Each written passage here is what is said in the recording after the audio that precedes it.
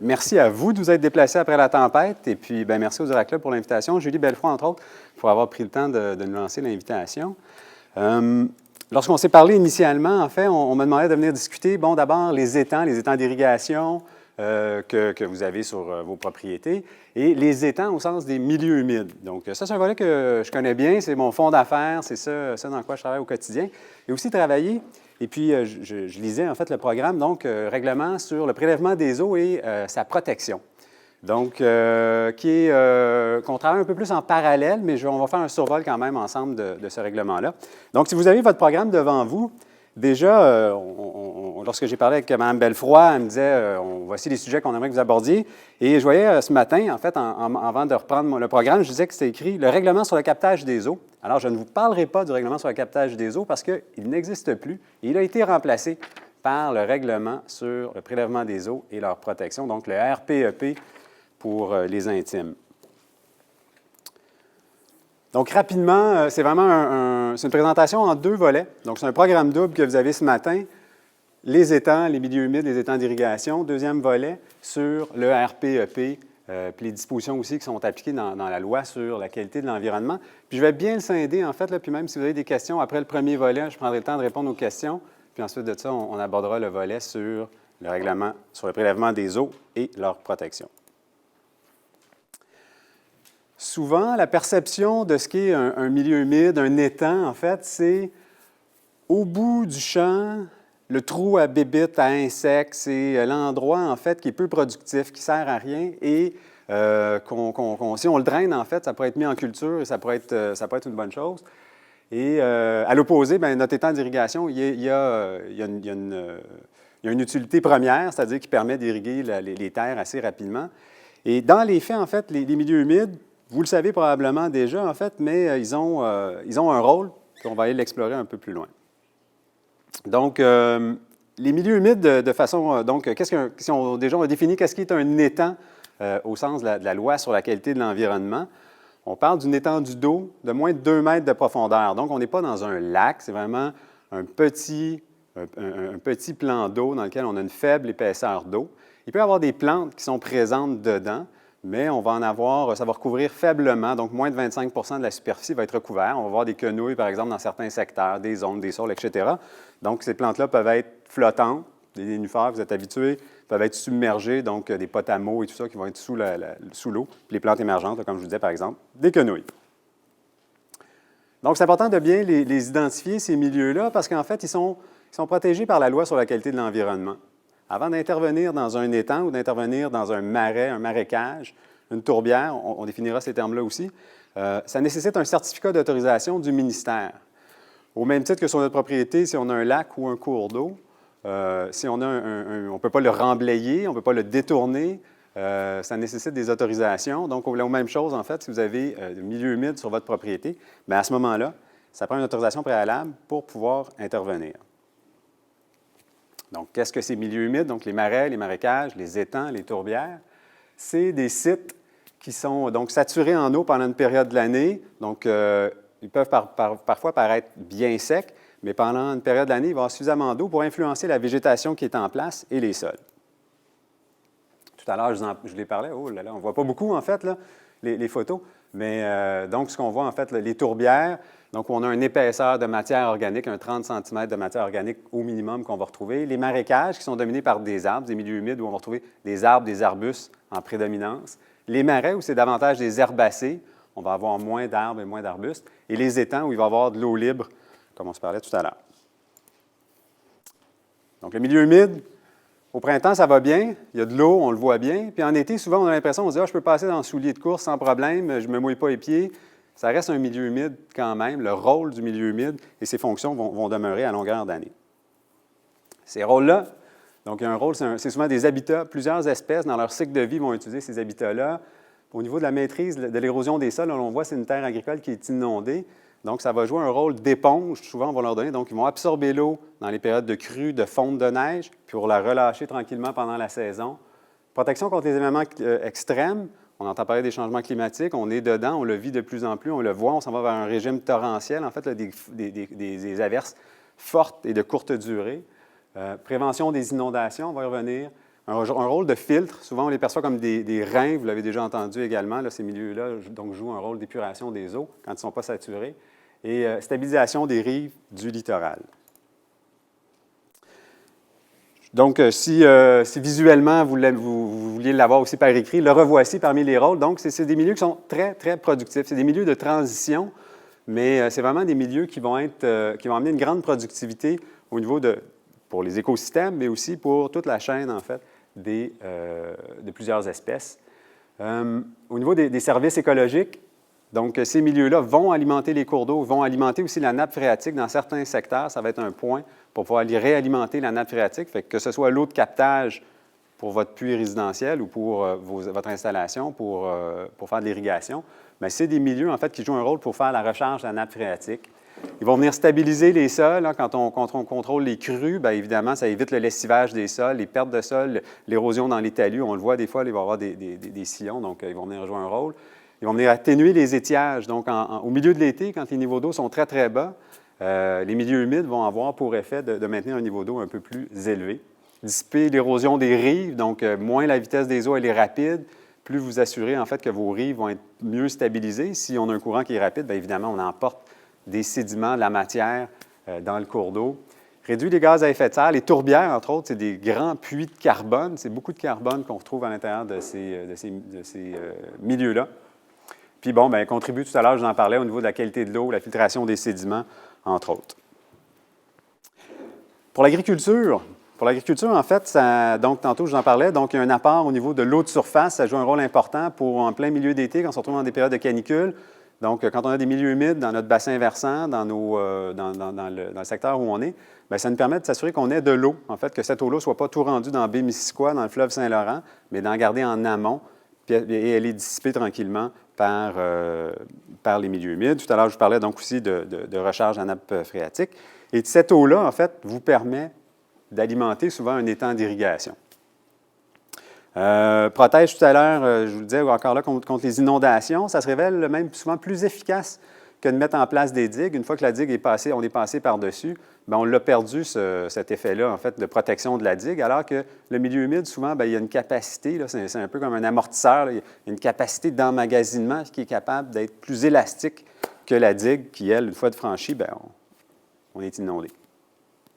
Augmente les débits, je vous en ai parlé, et en élevant la nappe également aussi. Souvent, ça va créer un appel d'eau, en fait, donc ça va venir élever la nappe phréatique dans les secteurs. Donc, plutôt que d'avoir une nappe qui est très, très basse, ça va permettre de la garder un peu plus haute. Donc, les puits aussi ne tombent pas à sec. Donc, ça va permettre, en fait, d'éviter que les puits, le captage souterrain, tombe à sec. Si le passé est garant de l'avenir, donc, bien, vous vous souvenez, là, en 2011, vous l'avez vécu de près, en fait. Là, donc, le long du Richelieu, la baie Missisquoi, on a vécu des inondations prolongées, là, près de 100 millions de dommages qui se sont produits, 3 000 personnes qui ont été inondées. 2016, vous avez vécu l'année dernière également, probablement que vous commenciez à chercher de l'eau sur votre propriété aussi. C'était une année record aux stations hydrométriques là, de mesure des niveaux d'eau sur le Richelieu, entre autres, là, à Saint-Jean-sur-Richelieu. On a battu un record inégalé de la station qui est là depuis les années 70. Du côté américain, à Rouse's Point, là, plus près de la baie Missisquoi, il y a aussi une station qui est là depuis 1800, donc plus d'une centaine d'années. Encore là, on était à quelques centimètres du record absolu depuis plus de 100 ans. Donc, on voit qu'on vit des extrêmes, en fait, en ce moment, de grande affluence d'eau, de faible affluence d'eau. Le rôle que je vous parlais, ça va les atténuer. Qu'est-ce qui nous attend, en fait? Difficile de le prédire. Cependant, le ministère a investi, entre autres, dans un atlas hydroclimatique. Et je vous invite à aller le consulter. En fait, il est disponible. Il a été réalisé et publié récemment, en 2015, avec le consortium Ouranos, donc sur les changements climatiques, et le ministère de l'Environnement, le Centre d'expertise hydrique, qui est maintenant devenu la Direction de l'expertise hydrique. Et ce qu'on s'attend, donc, c'est des étiages plus sévères en été, donc moins d'eau en été, et des crues plus intenses à certains moments à l'été et à l'automne. Ça, c'est de façon générale au Québec, mais l'Atlas hydroclimatique, ce qui est intéressant, c'est, si vous allez le consulter sur le site Internet du ministère, le document a été fait en ce moment, c'est relativement grossier, je vous dirais, mais par région, donc par secteur. Par exemple, Montérégie-Est, Montérégie-Ouest, vous allez avoir des pastilles qui présentent qu'est-ce qu'on s'attend. Augmentation de 20 des débits, réduction de 10 dans certains secteurs des débits des cours d'eau selon les périodes de l'année. très intéressant à aller voir et aussi d'être capable d'anticiper qu'est-ce qui s'en vient dans ma région. Est-ce qu'on risque d'avoir une augmentation de débit ou des réductions de débit d'eau d'ici 2050? Donc, voilà pour le volet étang, milieu humide. Et on peut souvent aussi se poser la question à savoir, est-ce que en fait, mon étang à moi, l'étang d'irrigation qui est sur, votre étang, en fait, qui est sur votre propriété, est-ce qu'on va le considérer, le ministère de l'Environnement, comme un étang au sens de milieu humide, au sens de la loi sur la qualité de l'environnement? Généralement, non.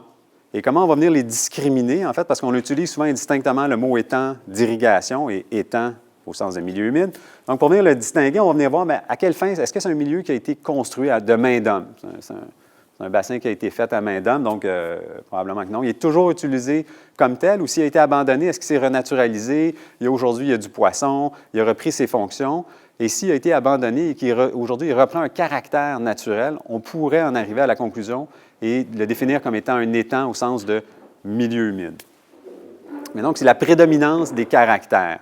On va le faire au cas par cas. Chaque cas est unique, chaque dossier est distinct. Donc, souvent, on va regarder les photographies aériennes, on va parler avec le producteur pour connaître, en fait, quelle est l'utilisation qu'en est fait, comment il est alimenté, si on arrête les pompes qui l'alimentent, est-ce qu'il reste de l'eau dedans ou pas du tout. Donc, on va venir le distinguer entre les deux pour venir définir si c'est un milieu humide, un milieu humide, donc un étang milieu humide ou un étang d'irrigation. Maintenant, comment on peut les identifier, ces milieux humides-là? Est-ce que j'ai un étang sur ma propriété? On peut se poser la question. Première étape qui peut être facile à aller faire, en fait, c'est d'aller consulter la cartographie. Le ministère de l'Environnement a investi et a délégué, entre autres, à Canard Illimité pour faire une cartographie. Donc, il y a un travail conjoint qui s'est fait pour réaliser une cartographie des milieux humides, surtout dans le sud du Québec. Cette cartographie-là, elle est disponible en ligne. Donc, il y a un adresse Internet qui apparaît, là, c'est la version anglophone, mais elle est facile d'accès, donc de Canard Illimité. C'est la cartographie qui a été réalisée conjointement par le ministère et Canard Illimité. Puis, fruit du hasard, le chemin Bruce, on devrait être peut-être à quelque part ici. Donc, on voit qu'autour de nous, il y a quelques milieux humides qui sont présents. Donc, déjà, vous pouvez aller voir sur votre propriété s'il y en a qui sont présents. Donc, aussi, tout à l'heure, on va en parler au niveau des étangs d'irrigation. Il y a certaines contraintes, en fait, et des distances à respecter par rapport à ces milieux-là. Si vous avez des milieux et vous dites, bien, je souhaiterais intervenir dans ces milieux-là ou pour moi, il y aurait un gain à aller faire une intervention ou bien, vous dites, bien, à ce moment-là, je voudrais m'assurer que, ou vous voulez garder votre distance, vous voulez savoir exactement où il est, le milieu humide, ça prend une caractérisation sur le terrain. La cartographie, ça donne un indice, mais ça prend vraiment l'identification et une délimitation qui est faite sur le terrain. Il y a un guide qui existe. C'est souvent des professionnels qui vont venir le faire sur le terrain. Les biologistes dans les clubs conseils vont le faire. Sinon, bien, de l'extérieur, des consultants peuvent venir le faire. Ce guide-là se base essentiellement sur trois critères. Donc, le critère botanique, les plantes qui sont là. Est-ce que c'est des plantes caractéristiques des milieux humides? Les sols, on va appeler ça des sols hydromorphes. Donc, c'est des sols où on va avoir une présence d'eau, puis il va y avoir des caractéristiques hydromorphes. Puis l'hydrologie, bien, il va y avoir une présence d'eau pendant une période de l'année. Donc, les critères botaniques, des plantes, on y voit peu, mais en fait, des plantes, le talon supérieur de la quenouille, la patience du Cap, donc des espèces, en fait, qui sont tolérantes à l'inondation, vont définir qu'on est dans un milieu humide. Ça peut être, là, c'est des plantes relativement petites, mais souvent, il y a des arbres, un érablière argenté. On peut même, c'est moins productif que du sirop pour faire du sirop d'érable, mais on peut quand même entailler des érables argentés. Et souvent, on a l'impression qu'on est dans un milieu sec, mais on demeure dans un milieu humide. Donc, le critère botanique. Les sols, on va voir des litières noirâtres pour ce qu'on en voit. La présentation sera disponible sur le site du Duraclub. Voilà. Et l'hydrologie aussi. L'eau va laisser ses traces, l'eau va laisser ses marques. Ce n'est pas parce que l'eau n'est pas présente, mais des fois, elle est présente à la surface ou près de la surface, mais elle va laisser des marques. Elle va venir déraciner les racines.